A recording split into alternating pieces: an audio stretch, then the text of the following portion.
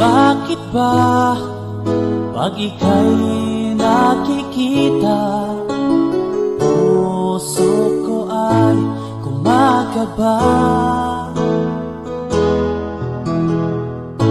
Pag nasilayan ko ang iyong ganda, puso ko ay nagbabalisa. Pag ika'y katabi, ako'y di mapakali.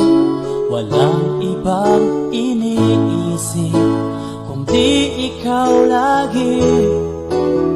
Sinubukan ko ika'y kalimutan, ngunit hanggang ngayon di ko makakayanan.